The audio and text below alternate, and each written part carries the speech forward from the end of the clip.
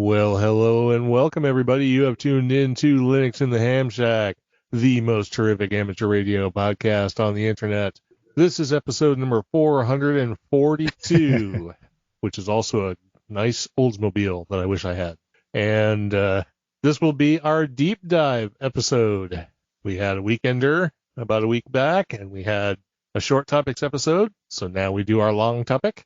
And before we get into that, let's go ahead and introduce ourselves. I'm Russ, K5TUX. I'm Cheryl, W5MOO. And I'm Bill, NE4RD. All right, so let's get right into it. We've got a good group in the live chat tonight, so should be lively, and maybe we'll spark some interest and conversation as we move along here. But when we were discussing topics, we decided that we might want to do a little bit of a talk on databases.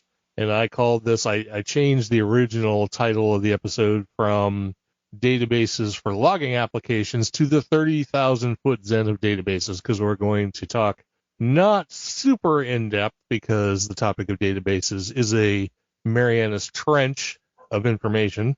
But we do want to give you some tools to be able to use databases maybe in your day-to-day lives, especially as it might pertain to ham radio applications like loggers, for example, which is a primary type of application which uses back-end data storage. So we're going to talk a little bit about what kind of storage they use, what the benefits and detractors are from those different kinds, and some tools you can use to manipulate data outside of the main applications.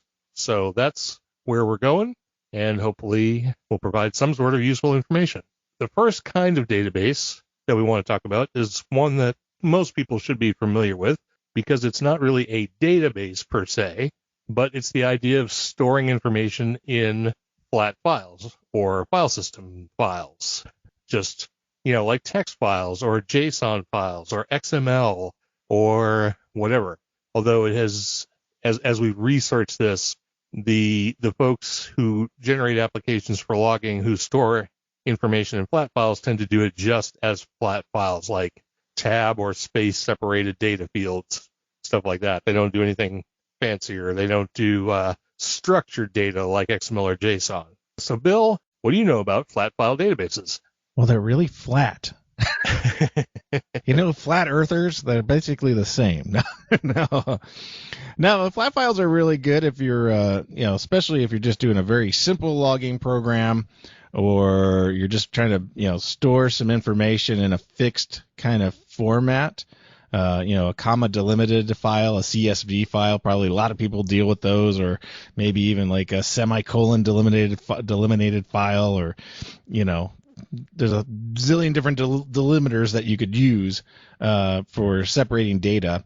And then you also have fixed field format, which basically means that the data is structured in a way that you have string lengths or character lengths for each column of data as you're storing it in this flat file, which of course you can open up with a text editor. You have I need 10 characters for my call signs. I need, another 10 characters for the frequency. So you could always expect that the data would start and stop within those 10 characters. And then applications that you build upon that data or that read that data can then transform that flat file into some other export.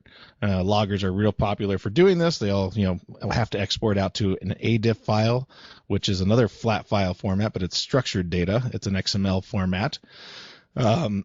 Another format that we're all familiar with in ham radio is the Cabrillo format. The Cabrillo format is a contest-specific format, but it's structured data. It's fixed fields of size and length and stuff like that. So that would be probably the one that you've seen the most if you even use a modern logging piece of software that has a full-blown relational database sitting behind it. Yeah, they're good. Generally, you're not going to deal with a lot of corruption in those files, only because you're opening the file, adding a line, you're always doing an append, and then saving it back. You can end up with problem data. Another issue with flat files is if they get too large, they become very, very slow because you don't get any indexing or anything else from that flat file. It literally has to scan anytime you search that file for, like, let's say a call sign. Let's say you're doing a dupe lookup. But you have your entire log in a flat file, say thousands and thousands and thousands of contacts, and depending upon how many columns of data that you're keeping in that flat file, you do run into a scalability issue for actually being able to read that data back and forth. And once it gets too large, you could run into an issue of corruption, which would not be very good. Corrupting your entire log file just because you went over whatever the file size limit is for your particular system, and especially if you're on a small system and you have like a 2 gig 2 gig flat file. Yeah, it would crunch and munch the file. Some of the logging applications that we found that have flat files formats that are pretty popular are Xlog. That's definitely in the Ham Radio Pure Blend packages. Tuknak, which we've reviewed on here too, which is that VHF contest logger, which is all cursus based. It's kind of cool. And then TLF, and what did we find out about TLF? Wasn't that was that kind of like died off from being edited or updated? I think it was fairly current, but it's certainly not like that's the Perl one, right? Was that the Perl one? No, QLE was the Perl one. Oh, QLE. Oh, sorry. We're looking up a whole bunch of them today. About QLE, so okay, we won't mention QLE, so don't look it up. It's on Perl, but it doesn't work anyway. One thing I will say is that when you talk about data corruption, that's where having a delimited file is better than having a column length delimited file, for example, because if you have an actual delimiter, it's much easier to recover data or to pull data out or to scan data because you have a hard piece of data that is delimited on. The only time that becomes a problem is if you want to store whatever the delimiter is in a field. Yeah. Depending on your format. Yeah, but depending on your format, you either have to put it inside of quotes or you have to escape it. So you have to handle that from your application side, both reading and saving that file. So yeah, especially in your comma delimited stuff, because you end up with commas sometimes in your notes. Let's say you adding some notes about a QSO, and you say, oh yeah, he had an IC 710 and blah blah blah blah blah, comma, his weather was this, you'd have to be able to handle that when you save it into a delimited file that's comma delimited. You'd have to, most likely encapsulate the entire field in quotes, and then you'd have to handle reading and writing that proper CSV format for a delimited file. So, and like you said, Russ, if it does get corrupted, a lot of times the delimited files, you can recover some information out of it because it'll be, not totally wiped. On the other hand, one of the things that's nice about flat file databases, regardless of their format, is that if you need to manipulate the data outside of the application that it was written in, it's really easy to do that because it's a simple matter of using a text editor. And you have all of the data right there in front of you. There's no encryption. There's no compression. There's no, generally speaking, none of that kind of stuff. At the most, it might be like zipped or something like that, but easy enough to extract and manipulate data just with a text editor, change whatever you need to, whatever. Once we get into talking about actual databases that actually use, tables and columns and maybe binary encoded files and things like that, they're a little harder to work with and a little harder to see the data, but flat files give you the data representation right there in your face and very easy to manipulate. Yeah, absolutely. And like Ted said, only use VI. You cannot use Emacs or any other editor. You can only use VI to do the editing of your text files. I do everything in Pico. Oh no. I thought it was Nano, wasn't it? Well, Pico, Nano, whatever, yeah. Or Ed right now. Oh yeah, God, Edlin. Or worse, yeah, Edlin. Yeah. Came out one. Or even worse than that, a Microsoft Edit. Oh, jeez, yeah. The good old days. Yeah. I think that's probably good enough for flat files as data storage. It's great for simple proof of concept stuff, but again, you're going to run into issues with scalability and stuff like that. The rest of these things that we're going to talk about, and we're not saying that anything that we don't mention is garbage. Because obviously, if we talk about the database world, there's a million different kinds of databases. NoSQL, RDBMSs, relational database management systems, with all varying degrees of stuff that comes along with, and baggage that comes along with. The things we're looking at are stuff that current logging software that you can go out and download right now has.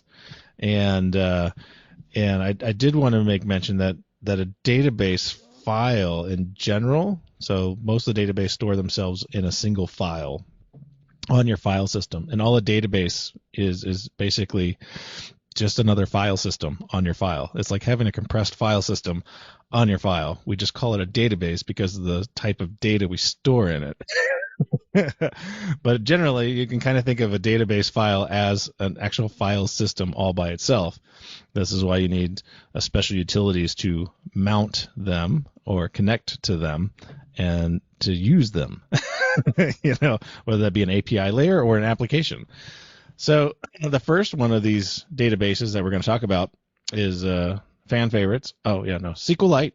SQLite is an amazing database. No, it's not amazing, but it's really nice. It's great for small to medium sized projects. Perfect for a logging piece of software. It's small, it's fast, self-contained. Is highly reliable. Does have very common database protections in it. I just lost my train of thought. And it's fully SQL compliant. Woohoo! So you can use SQL, which is a structured query language, which is what we all look for when we want to do database work. We want that select star from table name. We want it to work just right. And like I spoke about, the advantages of a SQLite database, of course, are that is a single file. It is small. It is fast, but it's fast until you've made it too big, and then it starts to show its size. That's why I say for a very small to medium sized project is perfect for it. As you get to larger projects, and let's say multi-gigabit sizes, you probably want to look for something else. But for a logging program, SQLite is perfect. I mean, you can spin up a separate log file for each. A separate SQLite file for each log you do. Like you do a contest, you can put that into a separate log, so you can keep that isolated as a single event, and then you can import that into your main log. It's really quick. I'm getting pinged here, so I'm just looking at the notes real quick on the chat room. Okay, it says Emacs is dead. Thank you, Don. Oh wait, he didn't actually say that. He said Emacs is originally written in Tico, whatever that is. Let's see. Darren says SQLite and simple for MQTT on Node-RED, and 8 megs and constantly swang, whatever that means. I have no idea what that means, Ted. I think that's out of context, whatever it is. Format on the SQLite file is a binary format, so it does save itself as a I guess you would call it a blob or something like that, just a binary object on your file system. So you'll see it as a single file, normally mydatabase.db or whatever you decide to call it.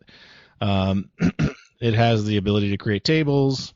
Tables are basically a list of fields that define how you structure your data for a given set of records.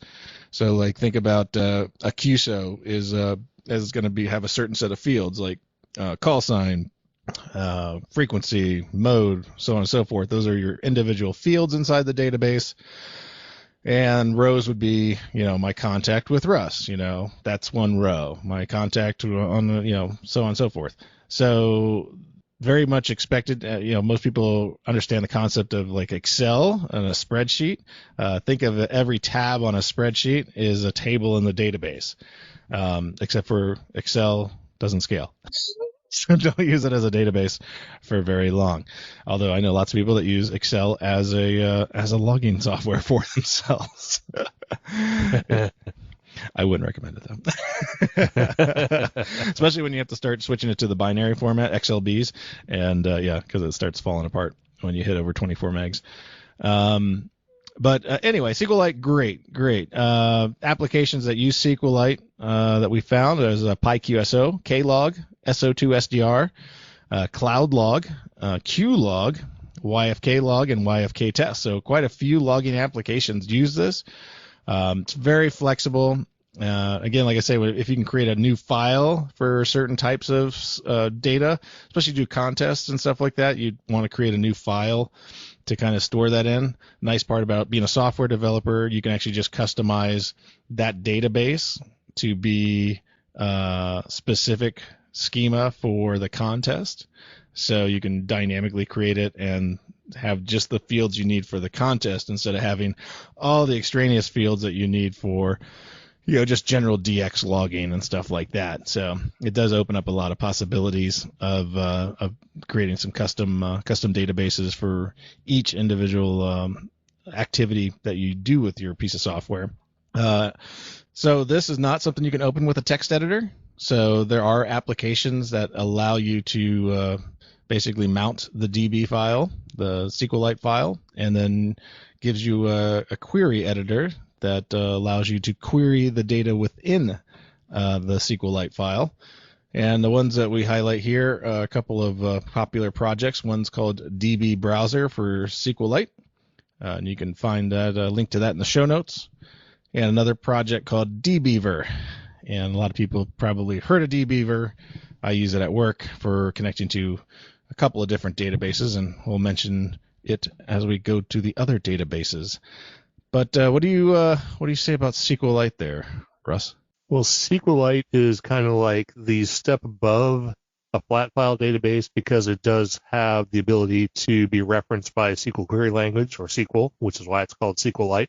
The light part of it is because, as far as I recall, it's not transactional, right? It doesn't do commits and things like that, or does it?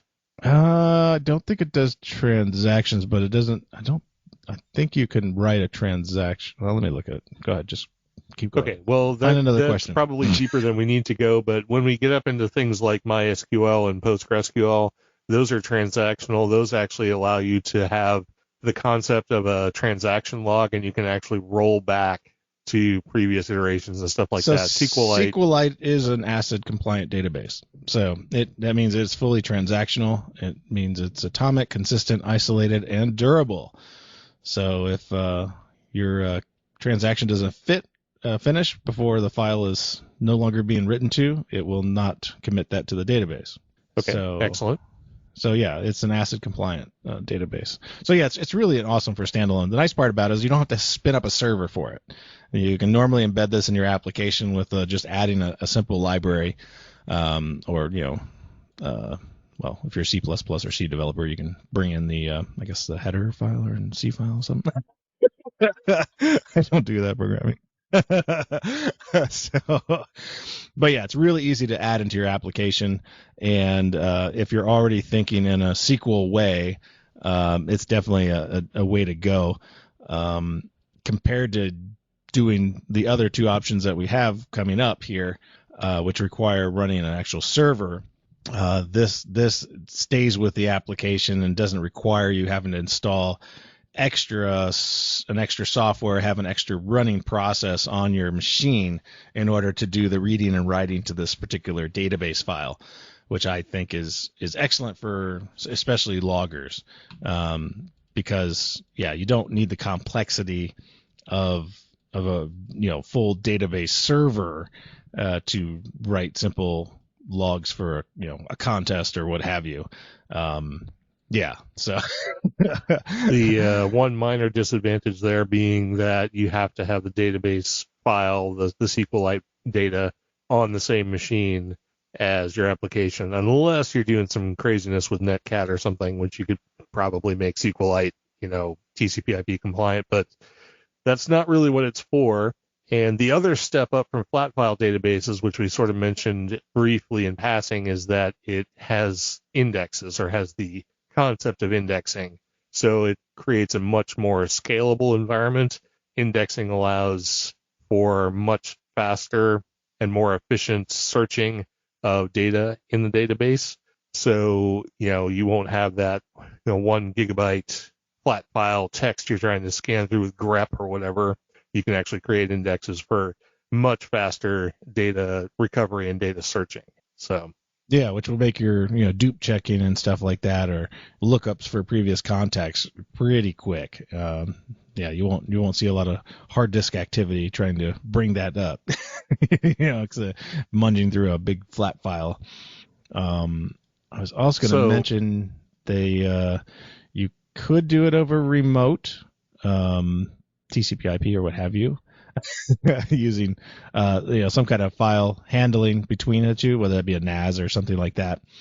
But you do have to add that into the reliability factor because that becomes also a single point of failure for the connectivity to that file. So where your machine is, even though your machine is technically a single point of failure too, there's a multitude of things that could go wrong besides that. You could lose your network and still be logging. You could lose your screen and still be logging, I guess, because you could plug it in a remote screen or an external screen. So you have to do a lot to kill it on your local machine. Finally, just a little bit about SQLite itself. If you want to connect to a SQLite database, you just use the command SQLite, generally SQLite 3, because I think most everything is SQLite 3 at this point. And then the name of the database, and then you'll be in the SQLite shell, basically. And the commands with SQLite are prefixed by a dot, a period. So you can do things like .databases, .tables, .schema, .indexes, stuff like that. And also .help is very useful. Tells you all the different SQLite things you can do. And then if you don't preface a command with a dot, it assumes that it's SQL. It's query language. So that's where you do your selects and alters and drops and all that kind of stuff. That's normal SQL database stuff. But if you just want to use some of the internal functions of SQLite, use the dot. And .help is definitely your friend. And then .quit, of course, is how you get out of the SQLite shell. So that's a really, really fast way to get into SQLite 3. But of course, just connecting to the database file, whether it be on your local machine or an NFS mount or whatever, and typing .help will sort of get you there. And then if you want to learn SQL query language, that's not for us to talk about. Years and years. No, just kidding. It can be, depending on how deep into it you want to go, for sure. So VK contest log, that's Darren mentioned that, and that's not something we're familiar with, but apparently it's a contest logger that exists. Did you look this up real quick? Or? Yes, I did. It's the home of VK contest log, VKCL version 4.15, just released in August 2021. I haven't looked at it beyond that. I'm on the webpage. I was just going to put that in the show notes, so somebody else wants to look at it, they can. It's looks like it's for the portable operations challenge, maybe. I don't know. Is that the Frank thing, the K4FML? No, this is in Australia. Well, that's sort of worldwide, isn't it? I mean, yeah, and like Dan says in the chat room too, you can use SQL is useful for working on your WordPress site or your blogging site, as he's using it for his WordPress site. I have manipulated many datas. Yes, many data. many data inside of WordPress using SQL. Yeah. Yes. So once you learn it, it becomes pretty handy, and occasionally you want more. You want more than what SQLite can give you in the SQL world. Maybe you want, I don't know, maybe you want like stored procedures or functions or a bunch of icky stuff to put into your database. Well, then you want the next one that we have on our list here, And that's MySQL or Mariadb, since they're pretty much protocol compliant and one separated from the other. Maybe Russ, you can probably go over MySQL and MariaDB in a advantages, disadvantages way. All right. The MySQL and SQLite are going to seem very familiar. If you've used one, you'll probably be sort of familiar with the other one. They all use, structured query language, SQL. That's kind of the whole point and why they're called SQL. The advantages to something like MySQL or MariaDB, which are essentially the same thing, although I think the reason for the MariaDB fork is because MySQL is not open source anymore, or was sort of headed in that direction, I think. So I'm pretty much using entirely MariaDB anymore, not MySQL. And so it doesn't really matter. But the idea behind this is it's a server. It has a server architecture and a client that connects to it. Because it is a server, you can actually connect to it through like a Unix socket if you're just on a local machine, or you can connect to it through TCP/IP if you want to. It does allow you to open up a port, which is normally 3306, and of course that can be altered or whatever. But so this gives you the full-blown capabilities of a database engine, which can be accessed across a network if you so choose. So it's much more powerful in that sense. And MySQL/MariaDB also has the ability to use different database engines.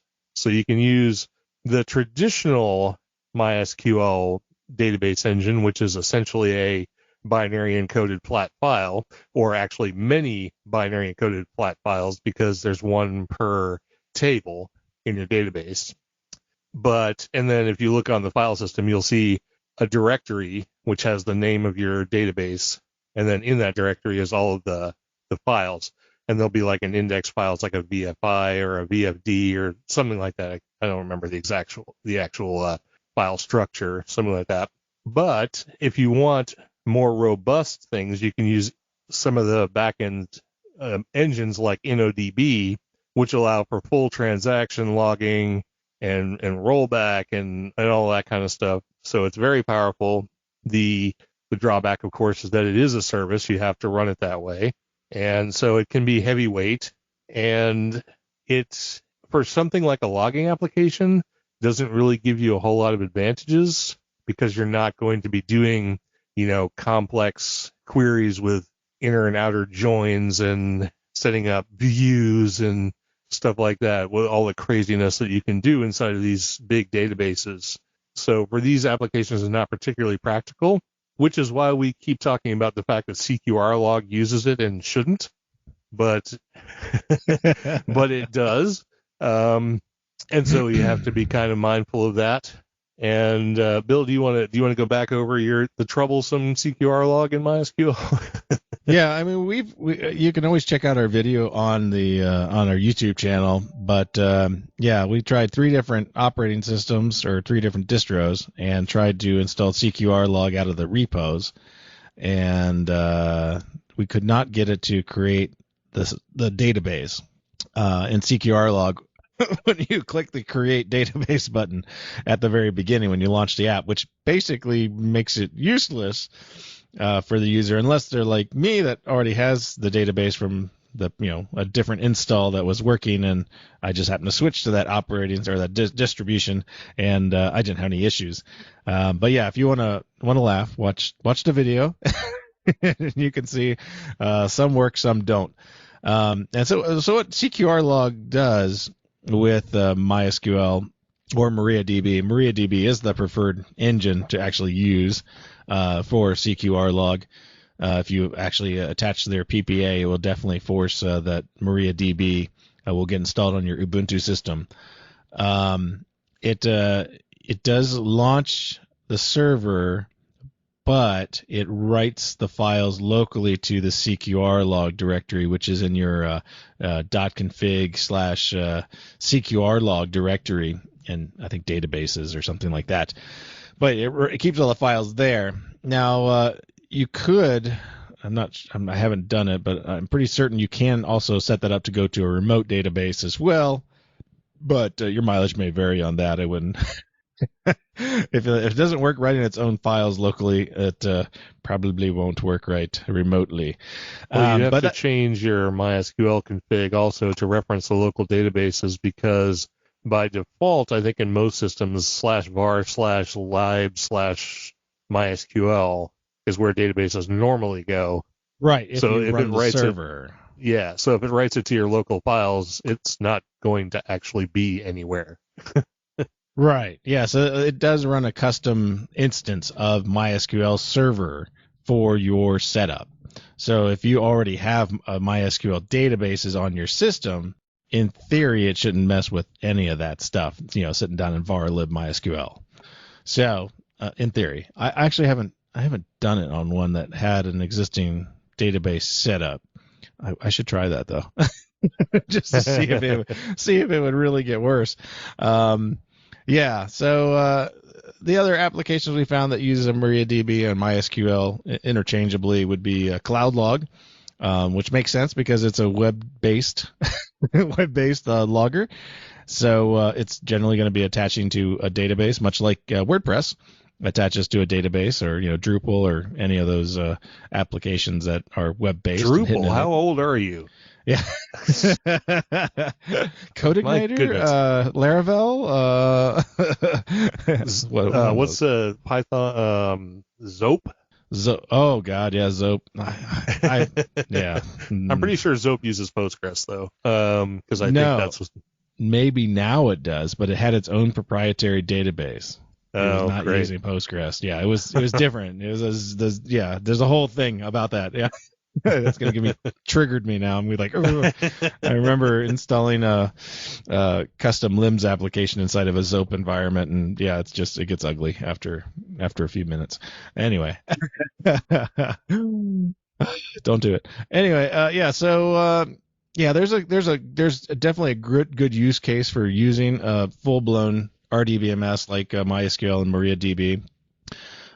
For web-based applications or server-based applications where you may want to separate out your data structure and your data away from your applications for performance reasons. But in general, for a local machine, a local desktop machine working local files, it would be considered a bit of an overkill to do that, especially in this use case for logging applications. So yeah, I haven't used YFK, so I don't know what that's like. But yeah, it definitely seems like overkill for what CQR log actually logs in the files. And that could definitely sit on top of SQLite, and then maybe all the installation problems would go away. But yeah, I did look at the code, and I'm not convinced that I can write Pascal good enough to write a SQLite version of that. Yeah, I don't know. It's a bit foreign to me. One other layer that MariaDB and MySQL add to the mix is because they can be used in a network environment, they introduce authentication and permissions. So that's another layer of things you have to be concerned about when using databases like MariaDB and PostgreSQL and things like that, which are network available, is you have to manage the authentication to actually connect to the database server, and then also permissions on your various indexes, your various tables, and so on and so forth. So it does certainly add a layer of complexity and a layer of heaviness to the whole database thing. And again, for these logging applications, really not necessary, generally speaking. In the case of CloudLog, it's a little bit different because since CloudLog is run via web app, essentially it can be distributed. It can be often widely distributed. And so something like MariaDB makes sense for that kind of application. But for a local logger like CQR log or Xlog or TwoSnock or any of those other ones, I mean, something on your local file system like SQLite is more than adequate. Yeah, absolutely. I was just looking at the engines for MySQL. They still have the black hole engine, which sends everything to dev null. It's their favorite one. That's the one you should definitely set your logging application to. No, just kidding. I think once upon a time, MySQL did everything in the standard MySQL database format or database engine, the MyISAM. The MyISAM, yeah. but I think everything defaults to InnoDB. So Yeah, I think that was like one of the early departures with MariaDB when they defaulted to InnoDB to start with. And there was an issue, a couple of issues. MySQL needed to make money. Like right. most projects, once they get to a certain point in time in their life cycle. And there was an issue with the licensing of the InnoDB at the time too. And I think that's what happened is that they created a pretty hard fork at that point for MariaDB, if I remember correctly, because this was what 10, 12, maybe more years ago? Yeah, it's been a while for sure. And one thing I will say, though, is you might as well just use MariaDB, especially in the open source space, because between the two of them, there are differences, of course, because they have been forked, and so the code base has split over time. But functionally, kind of like in the way CentOS is a derivative of Red Hat, MariaDB is the same MySQL derivative, and they're functionally identical for the most part. So if you know one, you'll know the other. Yeah, absolutely. And we have MariaDB on a few production boxes, so at work. So yeah, it's usable in a production environment. It's that good. No worries, no worries whatsoever in using it for your app. But again, possibly a bit of an overkill for a desktop application. And I guess that's enough about that. Another alternative that's pretty much I want to say it's the same as MariaDB and MySQL, but people will shoot me. Is Postgresql, and I think they have a commercial counterpart called Enterprise DB. Is that what the commercial counterpart is called? I am deliberately learning as little as I can about Postgres. So there's our PostgreSQL hater. This is like the Emacs and VI thing going on here between MySQL and Postgres. Like we were talking about earlier, if you started with Postgres, you only use Postgres. If you started with MySQL, generally you're probably using MariaDB, but you will not use the other. Because PostgreSQL is a slightly different beast, only because it was really built to take, I guess, the closest thing that it reminds me of when I was super heavy into databases would be kind of like Oracle 8, Oracle 7, that kind of style. I'm not familiar with the more recent Oracle databases. I think I stopped looking at them at about 10G or something like that. But Postgres reminds me, like management wise, the similar issues and oddities. Not really issues, I mean, but yeah, whatever. I think Postgres claims, and I think they've done a bunch of like metrics and compared the two side by side.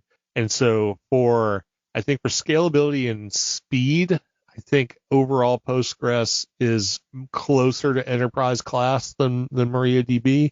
But unless you're just doing massive, highly distributed databases, I think either one will work for you just fine. The access to Postgres, the interface for accessing Postgres databases and all its authentication schemes and stuff like that are really different than MariaDB. Yeah. But once you're inside the databases, they're all ACID compliant SQL based databases, and they are pretty similar and feel similar, but they definitely have different client structures for sure. Right. And Postgres is more granular. I think they have a more granular permissions natively than MySQL, and it's a different way of managing most of the issues. I keep saying issues. It's not issues. There's no issues with it. It's just different. It's different. And if you come from one world and try to go to the other, it's going to seem a bit foreign. Yeah. As a user to a system, being a user on a system and being the root user or the super admin user on a database, it's a different experience in general. And Postgres allows you to really kind of fine tune that. so that a connecting user can only see very specific stuff. Roles and permissions, so authentication, authorization, are highly enforced. It is a pretty fast system. We have a couple of production stuff on Postgres as well. So I see this every day, as well as SQL Server and stuff like that, which we won't mention SQL Server because Microsoft. No, just kidding. It's free now. You can actually use the Express version of SQL Server and get it. It doesn't cost anything. And You've actually always been able to do that for a long time. Oh, okay. So you can have up to like a 2 gig database. Yeah, up to a 2 gig database. And of course, I could mention too, if we're going to say Microsoft one more time, you also have they have a compressed file as well. So they also have a kind of a SQLite format file for doing embedded stuff, which is kind of cool. Actually, I think N1MM uses that. So there you go. All right. We're not going to talk about. We could have actually talked about SQL Server because it's not the awful beast it used to be. No, by any means, it's not any worse than these as a desktop alternative for storing data. But yeah, let's stick on Postgres for right now. Advantages, disadvantages, same. Generally you're going to use this for some type of client and server-based architecture. Would you want to put it in a desktop application that only needs to store data locally? Absolutely not.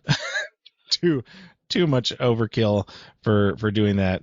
Could you? Absolutely, you can do it. There's no real nothing preventing you from doing that. dbeaver again on management is a great tool for doing that. That's what I use to connect to Postgres at work. You also have the tool that gets sent out with it when you install it. Like if you install Windows, definitely installs it. I can't remember if it comes default in the Linux packages. But there's a PG admin, which is the Postgres admin tool, and I think it's web UI based now, so it's even slicker. So if I remember correctly, I haven't used it in since like 3 or 4 maybe, but I'm almost certain it's a web app. The CLI access to Postgres is PSQL. So PSQL. That's the client application to get you into the Postgres shell. Yeah, sorry. Yeah. Well, you're talking about adminning, so I was just like, Yeah. So it has a console access directly. PSQL. I guess we didn't mention that with MySQL, did we? It's the same thing, MySQL. No, it's MySQL, but yeah, same thing. Yeah.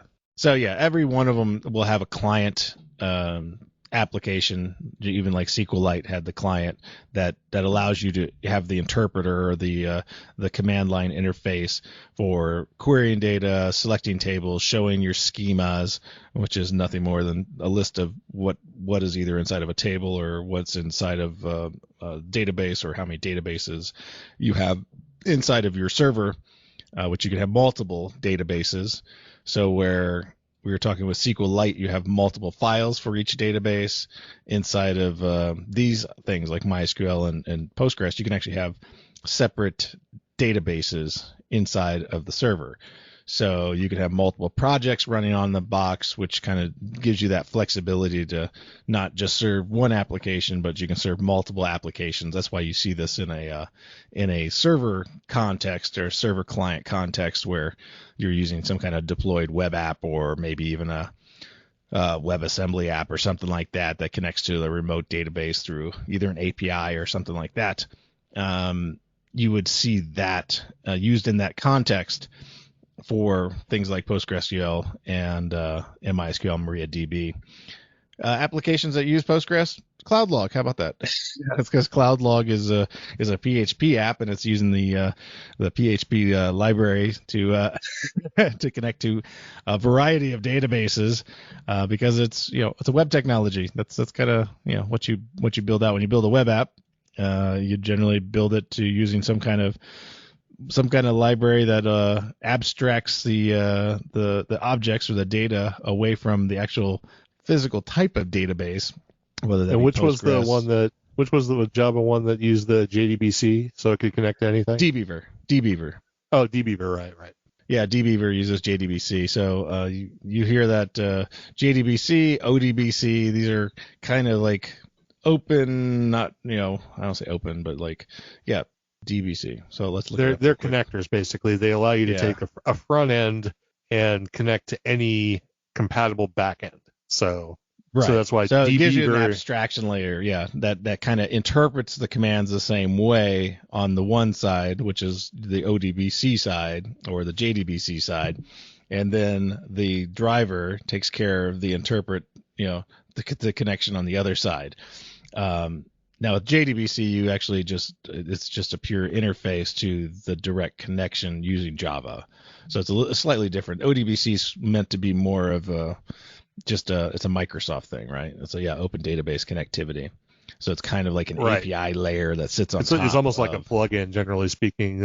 Applications will have you can have 17 or 18 different kinds of database backends, and your application doesn't really care what you're using, because you plug in the shim, the ODBC in between, and it just does the conversion between what the application is doing and the query language for the database on the other end. It's a translator, basically. Yeah, and the Java JDBC is very similar in the same way. You can have a native driver, or you could have a bridge driver that does JDBC to ODBC. Yeah, it gets more complex after that. So, but in general, way more than necessary for your typical logging applications. Yeah, and again, we stay in the context of logging. Again, it's way overkill.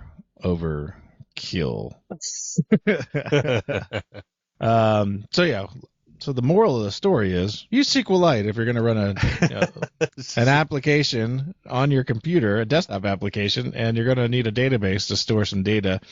It's probably the easiest to use. Now, there are a bunch of other databases that I know we didn't talk about, but people probably have ran into, there's a lot of NoSQL object databases. Let's talk about CouchDB is one of those. They have MongoDB, another one.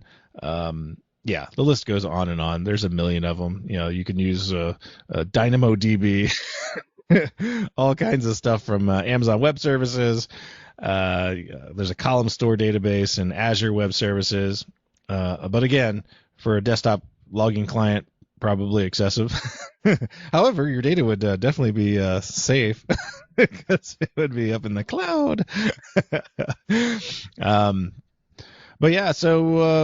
I think this is kind of the end of what databases we're going to talk about, because most of the other logging applications that we couldn't find did not disclose or did not appear on our radar for us to find one of these ones that actually uses a Mongo or something like that. Oh yeah, Neo4j. You can use Neo4j for your logs. That's a graph database, if I remember correctly. I think I played around with that before. It's probably excessive. Neo4j. Any other comments from the chat room? Maybe any other questions? Free online database sites to store your database.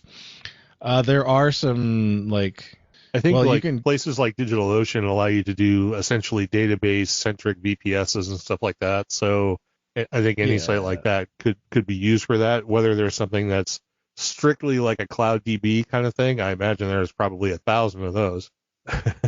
Yeah. Well, again, a database is nothing more than a file system. So things like Darren, you mentioned Dropbox. I mean, technically, you could store stuff in a way in which it could be read like a database. You could even put your SQLite database on your Dropbox and then have it synced, and then be able to open your application anywhere and access your data. So that would since actually be Dropbox synchronizes sort of quasi asynchronously, I'm not sure I'd rely on that. Well, I would have both applications or two different application instances talking and writing at the same time. That might be a little dangerous. Yeah. But yeah, you could definitely close one application and go to the other. And GitHub, there you go. That's another idea. Especially if you're using flat files or whatever, you can do a check-in onto your GitHub, those database files, even SQLite. But yeah, things could get out of hand. You have to really be aware of what you're trying to accomplish when you start doing stuff like that. If you want to keep your database remote for reliability, then you kind of start looking at things that, well, I only want it to connect to the database when I'm actually writing or reading to it, and then I want it to disconnect. So like having a file handle open for connecting to SQLite or flat files would not be really useful, and you'd want to kind of lean towards a full server-based client architecture where your application could just talk to it, via directly on the database port out there on DigitalOcean or something like that, or through an API that sits in front of it. What other questions? I mean, databases can get really deep. Oh yeah, absolutely. No, we had that discussion before we started tonight because it's like, how deep do we want to make this? And not that deep because, you can get a master's degree in database administration. So my Pi acting as a server, but it's stored files on Dropbox, so the only device accessing it. Yeah, that makes sense as long as your data, your backend data is consistent. It doesn't make any difference. You definitely don't want to have a Dropbox share and have that database out there and have 7 people writing to it simultaneously. That's going to cause some problems. So I think we've pretty well covered, I think, what we want to cover and got people a little bit of information about how to maybe access some of the data that's in databases that are being used by applications they might use on a day-to-day basis, and have some reasonable expectation of being able to go in there and at least look at the data, if not manipulate it, outside of the application that the data was created from. And, it's always good to have a couple extra tools in the toolbox. I don't know where else we want to go with that. If another question comes up, we can certainly address it. But with that, I think we can move on. And did you find your compressed DB thing? No, I forget what it's called, but whatever, it doesn't matter. I could connect to my other box and see.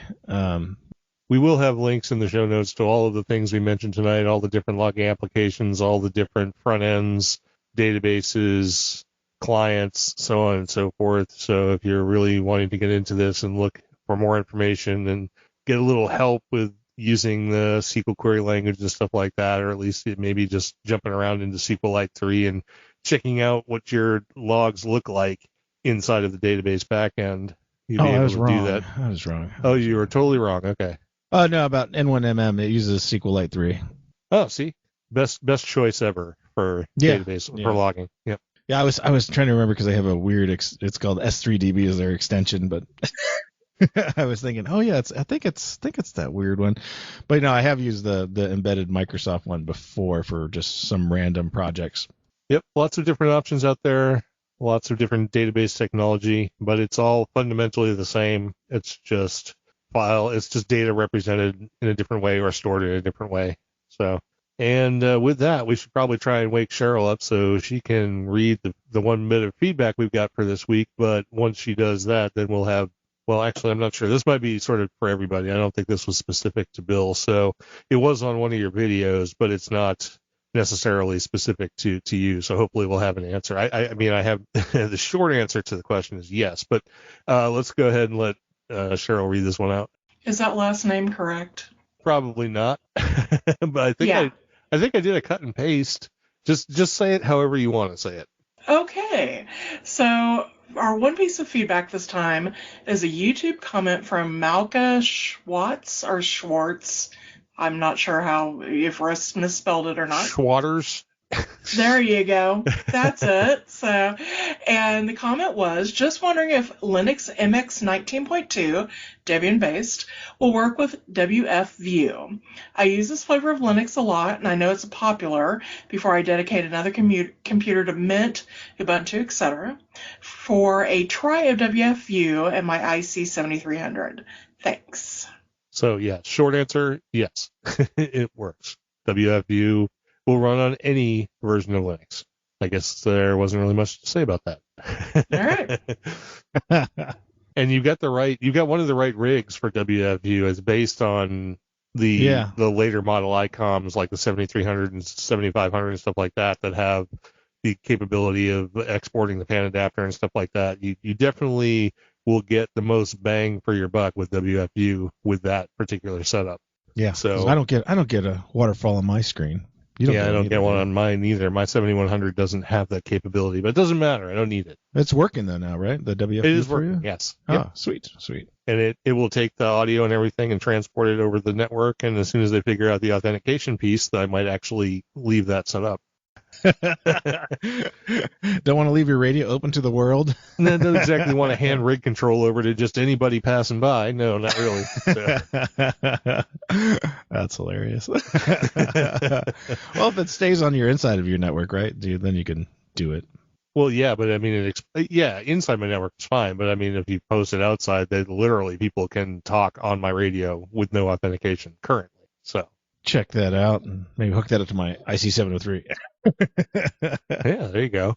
That way I can work it remotely from Ireland. Yeah, that'd be pretty cool.